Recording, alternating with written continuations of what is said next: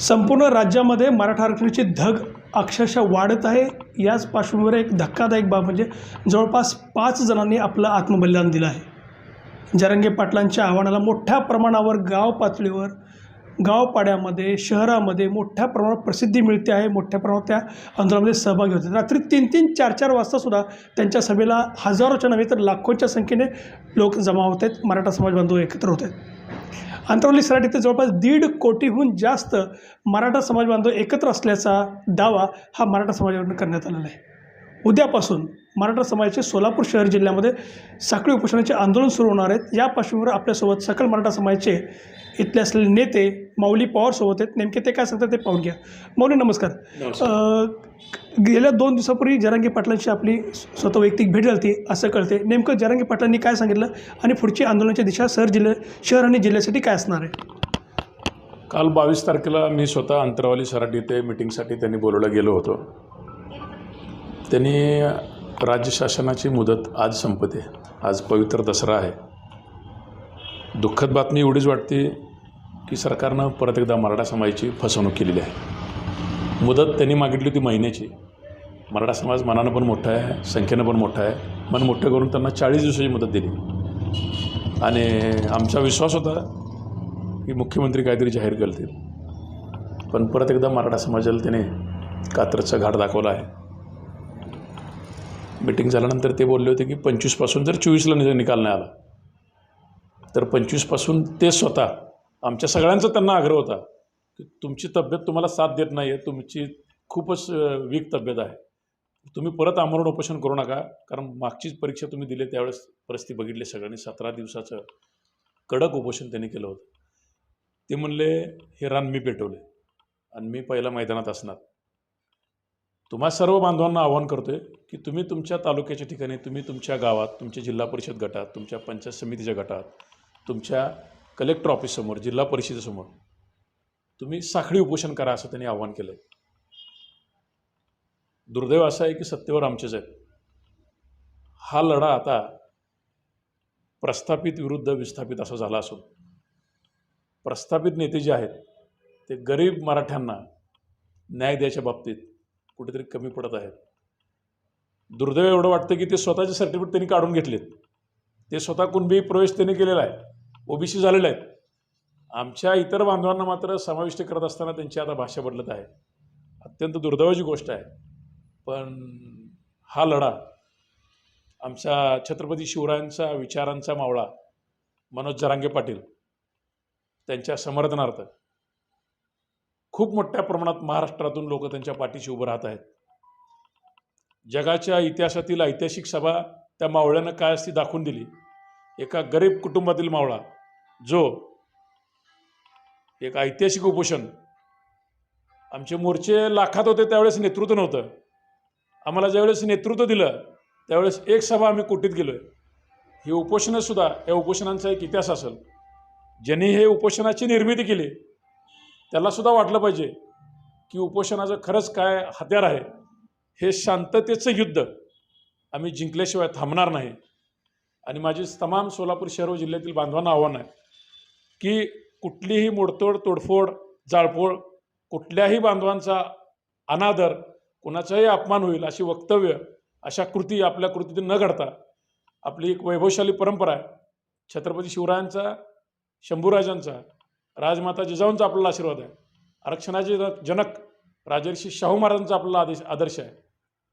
आपल्या समाजानं आरक्षण काय असतंय ते आपण दाखवून दिलं. आरक्षणाचे जनक शाहू महाराज होते. त्या समाजाला आरक्षणाची मागणी करत असताना आज 4 ओबीसीचे नव्हते सोडले तरी कोणाचा विरोध नाही आहे, तरीही शासन आज आपल्याला आरक्षण देत नाही. आणि गावागावातले ओबीसी बांधव आज आमच्यासोबत आहेत. गावागावातले दलित, मुस्लिम बांधव आमच्यासोबत आहेत. आणि निश्चित उद्यापासून होणारी लढाई उपोषणाची आम्ही जिंकल्याशिवाय थांबणार नाही. गरजवंत मराठ्यांचा लढा अशा प्रकारची एक टॅगलाईन सध्याला फिरते आहे. आणि या पार्श्वभूमीवर गावपाड्यातील ओबीसी समाज असेल, दलित समाज असेल, त्यासोबत ब्राह्मण समाज असेल, हा मोठ्या प्रमाणात मदत करतोय किंवा त्या उपोषणामध्ये सहभागी होतोय असं चित्र मध्यंतरी दिसत होतं. हे चित्र पुढं कायम राहील का? आणि उद्यापासून नेमकी तुमची ॲक्शन प्लॅन काय असेल? मी मगाशी सांगितलं साहेब, आमच्यासोबत गावागावातील ओबीसी बांधव मुस्लिम बांधव, दलित बांधव या लढ्यात आमच्या सोबत आहेत. अगोदरही होते, उद्याही आहे. आणि आमच्या गरजवंत मराठ्यांचा लढा आम्हाला शिक्षणामध्ये आणि नोकरीमध्ये येणारी 75,000 शासकीय सेवकांची भरती यावेळेस जर शासनानं आम्हाला डावलून केली तर शासनाला हे खूप महागात पडणार आहे. एवढं सोपं नाही आहे. आणि ते बांधव का आमच्या पाठीमागे आहेत? कारण आमची गरज काय आहे हे त्यांनी बघितलं. आमचे नेमकं कुठं अडतं त्यांनी बघितलं. आज उच्च शिक्षणातली टक्केवारी आमची बघितली तर पैशाअभावी असंख्य आमचे बांधव आहेत की त्यांना फी भरायला पैसे नसल्यामुळं मधूनच शिक्षण सोडून देत आहेत. असंख्य बांधव आहेत शिक्षण झालं आहे पण त्यांना शासकीय सेवेत घेतलं जात नाही. असंख्य बांधव आहेत जे सुशिक्षित बेरोजगार आहेत. त्या बांधवांना न्याय मिळवून देण्यासाठी मनोज जरांगे पाटील प्रामाणिक प्रयत्न करत आहेत. एक प्रामाणिक नेतृत्व मराठा समाजाला मिळालं आहे आणि त्याच्या पाठीमागं मराठा समाज तर उभारलायच. मराठा समाजाव्यतिरिक्त या महाराष्ट्रातील, या सोलापूर जिल्ह्यातील ओबीसी बांधव, दलित बांधव, मुस्लिम बांधव तेवढ्याच ताकदीने आमच्याबरोबर या लढ्यात आहेत.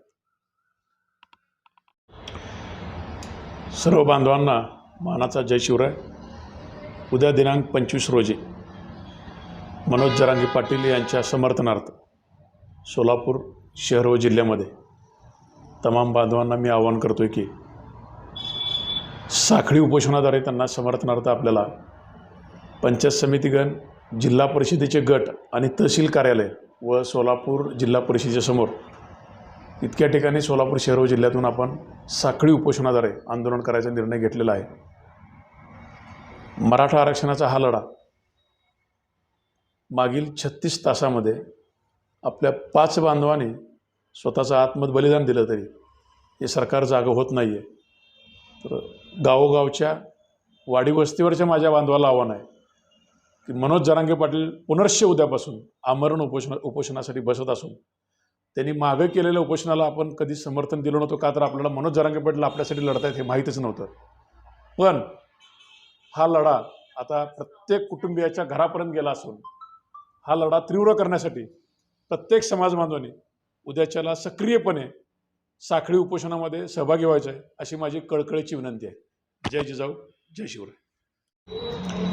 सकल मराठा समाज सोलापूर जिल्हा संपूर्ण शहर आणि जिल्ह्याच्या वतीने संपूर्ण शहरात आणि जिल्ह्यात उद्या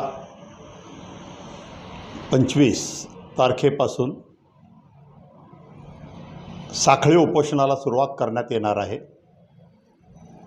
या साखळी उपोषणाला शहरातील आणि जिल्ह्यातील मराठा बांधवांनी मोठ्या प्रमाणात उत्स्फूर्तपणे प्रतिसाद द्यायचं असं आव्हान सकल मराठा समाज, मी प्राध्यापक गणेश देशमुख या ठिकाणी करत आहे.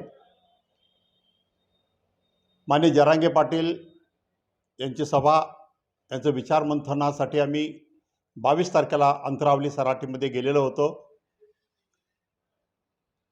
सरकारला दिलेली 40 दिवसाची मुदत आज 24 तारखेला संपत आहे आणि 25 तारखेपासून मराठा समाजाच्या कार्यकर्त्यांनी कोणत्या दिशेनं जायचं, कोणत्या उद्देशाने जायचं हा उद्देश घेण्यासाठी आणि ऐकण्यासाठी आम्ही अंतरावली सराटीमध्ये गेलेलो होतो.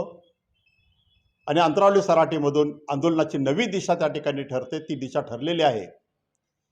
आणि जरांगे पाटील यांच्या आदेशावरून येत्या 25 तारखेपासून संपूर्ण शहर आणि जिल्ह्यामध्ये, शहरात मुख्य ठिकाणी, जिल्हा परिषदेच्या समोर आणि जिल्ह्यामध्ये वेगवेगळ्या सर्कलला, त्या सर्कलमध्ये जर समजा एखादं मोठं गाव असेल तर त्या मोठ्या गावामध्ये आणि त्या बाजूला तालुका असेल किंवा नगरपंचायत असेल त्या नगरपंचायतच्या समोर त्या त्या भागातील मराठा समाजातील नागरिकांनी उत्स्फूर्तपणे साखळी उपोषणामध्ये सहभाग नोंदवायचा आहे. हे साखळी उपोषण जरांगे पाटील साहेबांचा आदेश, पुढील आदेश येईपर्यंत तसंच चालू राहणार आहे. त्यामुळे संपूर्ण जिल्ह्यातील आणि शहरातील मराठा बांधवांना सकल मराठा समाज सोलापूर जिल्ह्याच्या वतीनं मी प्राध्यापक गणेश देशमुख पुन्हा एकदा कळकळीची विनंती करतोय की जरांगे पाटलांचे हात बळकट करण्यासाठी, कारण आता हीच वेळ आहे, आता नाही तर पुन्हा कधीच नाही. आणि ही वेळ पुन्हा साधण्यासाठी प्रत्येकाने जरांगे पाटलांचे हात बळकट करण्यासाठी आपण प्रत्येकाने या उपोषणामध्ये सहभागी व्हावं अशी मी सर्वांना नम्र विनंती करतो. जय जिजाऊ, जय शिवराय.